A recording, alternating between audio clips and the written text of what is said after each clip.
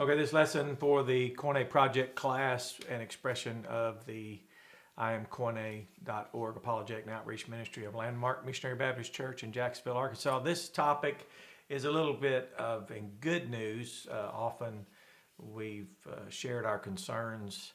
I even made a video about the Southern Baptist crisis, and it's what can happen to any organization or any association or convention or whatever. But they had moved so far away that an identity as Baptist had been lost, specifically in soteriology. And it's like I call it Baptist limbo. If you're not a Calvinist nor an Arminian, what do you call yourself? And that puts you in a precarious position because there's a lot of criticism out there. Well, in this case, this phenomenon of Dr. Leighton Flowers, first of all, his father was in the ministry. He's got a long line of faith, and we'll just look at 5 categories, 5 things, and what makes it so formidable and so impossible for people to diminish it, cast it aside. This is actually establishing a trend that will go on for generations. And if the world's still here 2,000 years from now, this will be marching on. And let's look at why, because as those of us who use the Bible language, we want to be as scripted as possible, even having words that are from the Bible and then our meanings from the Bible. So let's see what is taking place here in just a few minutes. I call it the SBC, Southern Baptist Convention, the Southern Baptist Comeback. He has social media, YouTube and Facebook. He has Facebook groups where he engages people. He does Facebook Live, things like that. YouTube videos, has a website, Soteriology101. Very, very smart.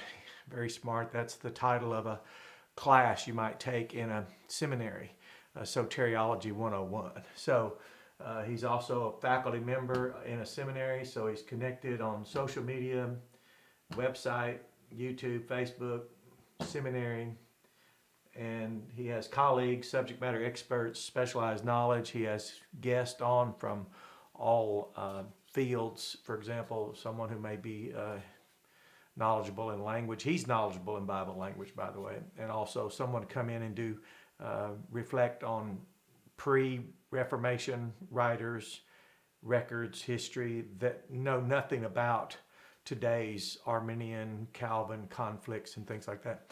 So he has that arsenal, and he also provides a platform for subject matter experts, people with specialized knowledge to have a place to be heard. And then it all works together and all interdependently. He also did something I was very impressed with, his own ism, provisionism, because if you're not a Calvinist, then you don't support Calvinism. If you're not an Arminian, then you don't support Arminianism. And then if you're not a Lutheran, you don't support Lutheranism. Or if you're not a Molinist, you don't support Molinism, and whatever all that might mean. And like me, I won't live long enough to study everything. So I just take the core elements. But here he used a Bible word, provisionism, as the Bible said the Lord will provide. And he also has an acronym, PR.O.V.I.D.E. And each of these letters express a core feature of the total composite of soteriology, such as tulip in Calvinism, such as I've heard daisy, I think, is in Arminianism. This is actually a Bible word. So on all counts in the 5 major categories, now I'm just doing this for you all in the class because it just wasn't that many years ago people could ask me, where would I reference someone to a website? Well, like faithalone.org, I wasn't even aware of that. They do a lot of apologetics. They do a lot of careful distinction. They don't support Calvinism nor Arminianism, and they give a rationale why. Now, they're not just anti those things. They're scholastic, and Dr. Bob Wilkin is unsurpassed in how thorough he is in his work. And then the thing I didn't see coming, never expected, such a 180-degree turn. He also has ebooks, publications, authors. He's an author. So he's covered it all. He has the social media, YouTube, Facebook. I should have went ahead and put ebooks, publications, the website. He has a classic choice here, very, very wise and smart business choice as a steward of this initiative that he has established. And is behind and pushing for Soteriology101, and then being part of a faculty. He's not just out there solo. All of this is now interdependent and now networked together so that it all starts supporting the other and it gives a platform. So just to give some good news, because sometimes we hear a lot of negative things that have taken place. For example, my experience in the 70s, a charismatic Arminian move was going through the convention. By the 80s, late 80s, it was Calvinism. So where do you go? So in 1987, I found the Missionary Baptist Church, and they said at Landmark, where I pastor now, that they weren't Calvinist nor Arminian. So that was refreshing, but it was still difficult to find very many people that even had any content or substance other than just being against Arminianism or being against Calvinism. And that's not a criticism, it's a realism. But the Southern Baptist comeback is here to stay. The matter of fact, the more you speak against this type of, I call it a fortress, if you will, because he really established the key foundations that would establish and sustain the direction that he's going. So you have content. There is no Baptist limbo, for example. You don't have to say, well, if I'm not an Arminian or a Calvinist, what am I? Well, you can say you're a provisionist. You can have your own acronym. You can support provisionism. You can study soteriology. You can listen to specialized subject matter experts with specialized knowledge.